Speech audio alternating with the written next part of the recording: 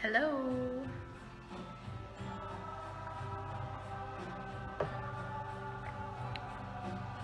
We are live, I think. Hey everybody, welcome. Come on in. Let everybody kind of join up and things.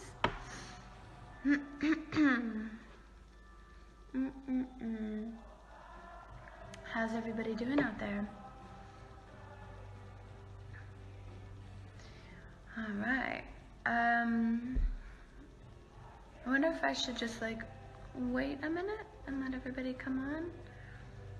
I wanted to say hi and thanks for joining. Thanks for being here. I'm very excited. This candlelight's looking a bit creepy and it looks a little bit haunted housey in here.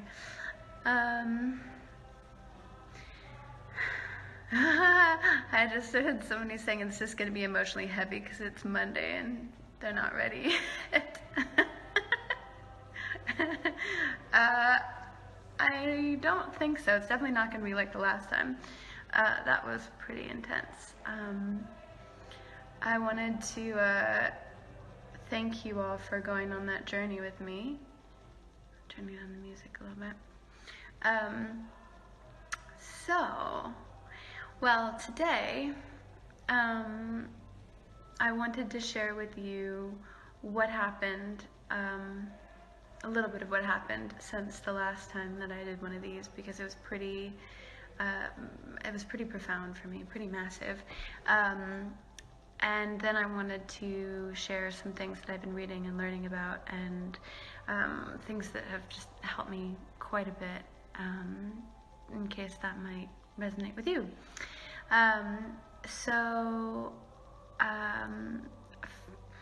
Man, that last live stream, if you were watching, it was intense. It was really, really intense and raw and terrifying. And when I was doing it, I was like, oh my god, am I making the biggest mistake ever? And I had never planned on speaking about that publicly ever. And I was like, oh my god, what am I doing? And you know, especially because like sometimes people make comments and you're like, wow, this is I'm bearing my soul, and it's like, yeah, not so good. But anyway, the fact is that it changed my life. It completely and utterly changed. It changed my story, and so much came from it. I mean, the flood of support and love that came in really shocked me. I wasn't expecting that at all. It was so overwhelming that I actually kind of had to step off of social media for a minute, because I was like, I didn't intend to have this be so everywhere. But it was so beautiful, and it filled all the raw spaces in my heart with so much love. And also, what happened on that, or from that live stream, is another woman contacted me and guessed who the person was and had a similar experience. Another very brave woman, and it just really kind of blew my whole story open, and was it was quite intense. And basically what happened from that point, from realizing that this person that had done something to me that had affected my entire life had also done something to another person that had also affected her life terribly, I just found myself very, very angry, and I'm not an angry person, and I was mad. I was really mad, and like, I mean, I wanted to get back. I wanted to, like, make him pay, you know, all that kind of thing. And then I did a lot of writing. I wrote a lot that week, and there just came a point where like my anger, which was fueling me so much. I mean, I had so much energy and so much anger, and then I was like done. Like the anger just wore out, and I wasn't angry anymore, and I was just tired. And I realized that like this event, or this like series event, this time in my life, this person had like was still affecting me, and I was still experiencing this, and I just didn't want to stay in this place of anger. And so I started to look into like how I could start to really heal, and like anger wasn't the kind of thing that I wanted to start burning me. The thing about anger is it's a fabulous tool, and I feel like what it can do is like if you've been shut down or like lost or silenced, then anger is something that can like get you to move and push you to take action. And that's so important. And I think that there's like this current, you know, with everything that's been coming out, like women are using their anger to finally open doors and look at things that they haven't wanted to look at, and like go, no, this wasn't okay. And I just was looking at the comments for a second. Sorry, I get distracted sometimes. Where was I? Oh yeah, so we need to get angry at first, for sure. It is very important to get angry. And then, oh, sorry, if you don't know what I'm talking about Me Too. I shared my Me Too story last time. Just realized maybe everybody doesn't know what's going on. Anyway, so anger is a tool. Anger is what we can use, and then there comes a point where, you know, it's like, okay, now I'm just angry. What am I going to do about it? So anyway, so I was reading this chapter in Women Who Run with the Wolves, which is like, as you can see, look at it. My copy is like just destroyed it. It was my friend Jessica's, and she gave it to me, and it was already kind of old then, and then I've just ruined it. Looks like I've been chewing on it. I kind of have been chewing on it, honestly. But there's this chapter on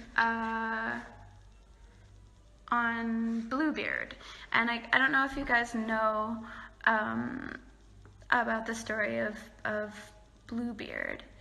Have you guys heard about that? The story of Bluebeard? I'm so sorry, I keep looking at the comments and it just so makes me lose my train of thought. Someone said, what's the name of the book? Women Who Run with the Wolves. Although it looks backwards for me, so maybe that doesn't help you. Women Who Run with the Wolves. So yeah, there's a story about Bluebeard, and basically Bluebeard is this dude who like looks from the get-go a bit like something's just not quite right. And generally when there's somebody, like generally we have instincts that come in before our brain kicks in, and you like can kind of tell by someone's energy that there's something a bit funny. So there's these three sisters, and the two older sisters, well actually all three sisters are like, ooh, Bluebeard, he's creepy. And then Bluebeard's like, no, let me take you guys out to the forest, and he takes them out to the forest and like woos them with fancy pony prancings and treats and all kinds of good things. And the two older sisters, they all go home, and then they're like, yeah, no, he's creepy. And the younger sister's kind of like, well, no, I mean, he's not so bad. And then basically she ends up marrying him, and then he's like, you can do anything you want in the house, but just don't go into this one room. Just don't go into this one room. And then she's like, okay, I won't go into the one room. It's fine. He leaves. Obviously, it's the only place she wants to go. So she goes and she explores it, and she opens the room and finds like all his past wives totally dead.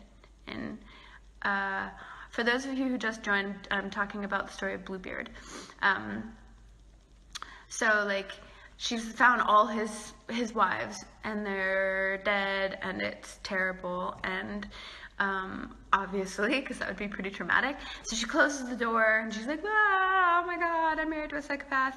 And then she's got the key, and the key starts bleeding, and she's like, ah, the key's bleeding. What am I gonna do with this bleeding key? And she keeps trying to like hide that, you know, as anybody that's ever done anything they weren't supposed to do, you know, you like try and like fix the thing you broke or whatever.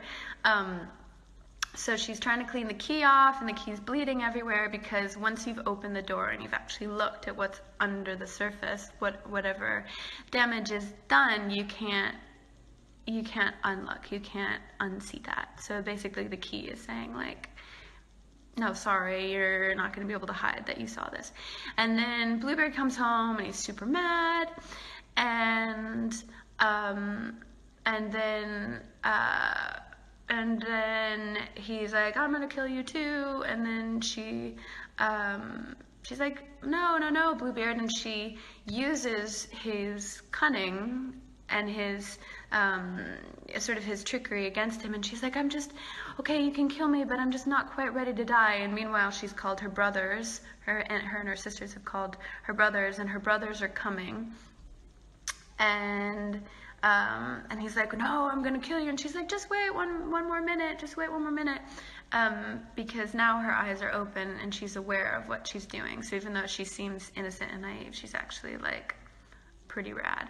And then the brothers finally get there, and they kill Bluebeard because he's super bad. And then what ends up happening is, it's not just that they kill Bluebeard, but like the birds come, and they're the carrion eaters. They're the sort of, they're in mythology like sin eaters, and they come and they pick Bluebeard apart. And so it's like he has basically gone back into nature and gone back into being something useful. So long story longer, when you encounter a predator, and there's a natural predator in the psyche, and we've been talking about in in my last live stream and just in the press and stuff, like actual predators, right? So I'm going to be a bit more literal about this, but like I lost my train of thought. Wait.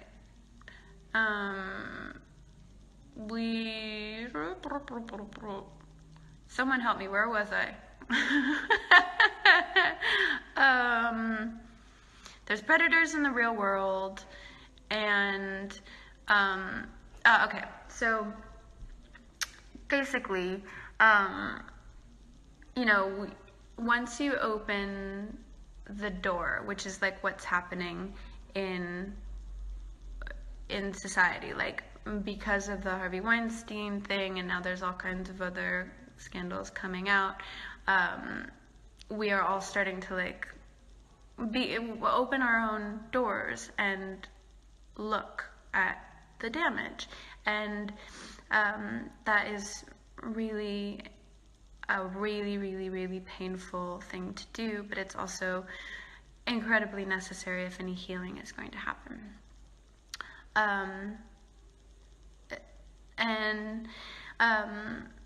So you look at your story, you look at what happened to you, and the natural reaction is like, oh my goodness, I want to close that door, I don't want to look at that anymore, I don't want to feel that. And that's totally natural, but unfortunately, like once you start opening that, then you can't you can't stop it. It's a process that just wants to happen. We naturally want to heal. Like, once you really are willing to look and willing to face whatever it is in your story that's painful or difficult to face, like, it's just gonna come up to be healed, and that's really beautiful, and it's an amazing first step. It's painful, it's rough. So I feel like that's kind of where we are at in a society, and I was there really hard. Like, actually telling my story made me really look at my story, and I was like, ow, this hurts and this sucks, and like I wish that this hadn't kind of come up, and because now I have to deal with it anyway. So then when you do deal with it and you do face it, what is, I think, really important is looking at the situation and actually going, okay, what can I learn from this situation? What can I take from this, so that this wasn't just some terrible thing that happened to me, but like, how can I use this to initiate me in some way. And now in this case, I'm not really talking about like violent acts that happen to you in crimes. That's not a Bluebeard. That's acts of violence, and that's something very different. So what I'm talking more is like a person that preys upon light, a person that preys upon vulnerability, a person that uses power improperly, someone who senses some sort of weakness and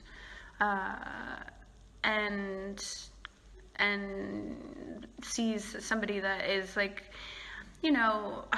unfortunately, oftentimes like just really sweet and really open and naive, and doesn't quite realize the way that some people can be, and like that's often the times when unfortunately people can prey upon that. So it's very important to see like what you can learn from the experience, what you can take from it, and then use the brothers in the story. Clarissa Pinkola is explains like the brothers in the story are they're sort of like the male aspect of the psyche, and we all have female and male aspects to our psyche. The male side is like the more action driven, sort of protective side. So accessing that side of your own psyche, the side of action, and whatever that act might be. And now the act might be talking to a friend. The act might be blocking, if you still know this person, blocking them from social media, or it might be something more serious if something more serious was done. But the fact is you're taking an action, finding a therapist, or journaling, or whatever. Take an action, and then let the rest go. Like, really just let the rest go, and whatever it takes to do that, if there's like a little ritual that you need to do, or whatever it is, to just like allow that to go and not be a part. It's not be something that rules your life anymore. Now, this process, this can take a long time, or it can take a short amount of time, or it can take a medium amount of time. You don't know. Like, everybody's process is different. But I think in realizing that there is a process, there can be steps that you can take to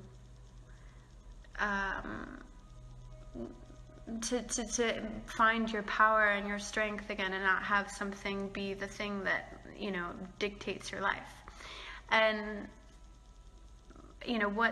what this has done for me, and I've done a lot of work on what I shared before. I've done a lot of work on it, but I've never looked at it the way that I finally had the courage to before. But I think all of that work is why I was able to share as openly as I did. And so, you know, it's not like I've gotten to this place where I'm so calm about it now, just overnight. But when I was younger and when this was more fresh in my mind, I thought this was going to be something that haunted me forever. And that is just, you know, it really doesn't have to be at all, but it does take opening the door and looking. And, you know, I had this amazing experience because in opening my door and opening it in front of you guys, you know, and in front of, like, I mean, I really didn't know who was going to watch it, and it was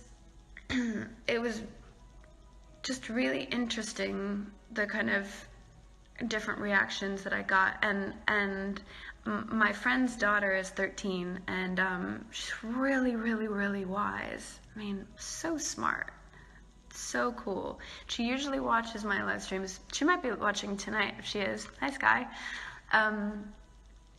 But she said something that was kind of like everything in a way. So we're sitting in front of the fire, and we've just had dinner, and it's beautiful. And she saw that I kind of tweeted about having a hard time and moving through things, and I was like, yeah. And I thought, do I tell her what happened? Do I tell her this story? I'm glad that she didn't watch that. Geez, I mean, it's super intense. I hadn't even thought of of that being an option. But then I thought, no, you know what? Like, it's important that we as women, and you know what? No, we as people communicate things that we've been through, and we take off the shame. And so I basically told her a 13-year-old appropriate version of the story. And her reaction, she said, I'm really sorry that happened to you, something along those lines. And she said, but it's just part of your story, and it's just part of you. And she said, you know, from the point that you met that guy until you know, whenever you were done with it, he's part of your story. But, like, you pick another chunk of time to another chunk of time, and he doesn't have to be. And I just thought, like,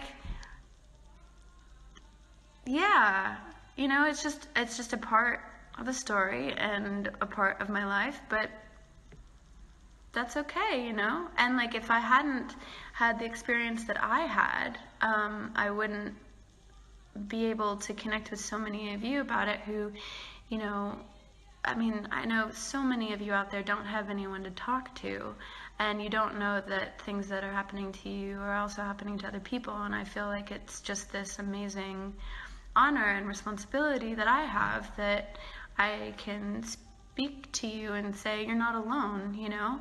And the fact that I've had experiences in my life, the fact that I've, you know, moved through some rough stuff, and I can then tell you that it's completely and utterly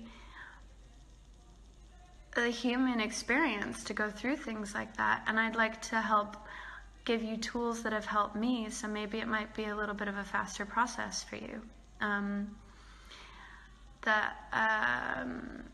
Yeah, I mean, it's like, it's just quite cool. So I think this is quite a lot for a Monday. I'd just like to say, by the way, like, does it look like I'm crying? Because I'm really not. And like, I keep seeing comments saying, don't you cry? And I'm not crying.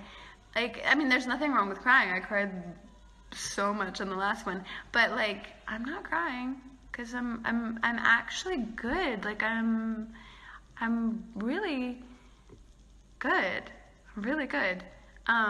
So yeah, don't worry. I'm fine. I'm good. But I thought we could maybe just go out with, unless, does anybody have a question? Someone said I look more tired than I'm crying, honestly. Well, I did go for like a really, really, really long run, and I was fighting off a cold over the weekend, so maybe it's just the lighting. I've learned a lot from the Beast movies that good lighting is everything. Why are people saying, am I really okay? I need to, like, maybe I'll shine a flashlight in my face so I can show you I'm totally fine. Anyway, whatever, I don't need to prove to you that I'm okay. I'm okay.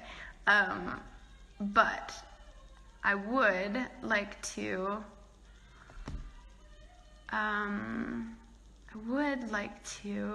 have a little dance. So,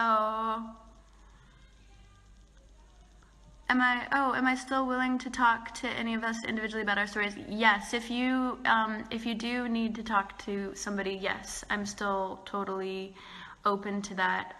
You can write me here on Instagram. Sometimes I don't see all of them on Instagram, but you can write me on Twitter as well. And I'm totally happy to be there to listen, and of course, absolutely. And oh, somebody just asked if there's going to be new music in the future, and there's going to be new music so soon. So that's happening. Yeah, so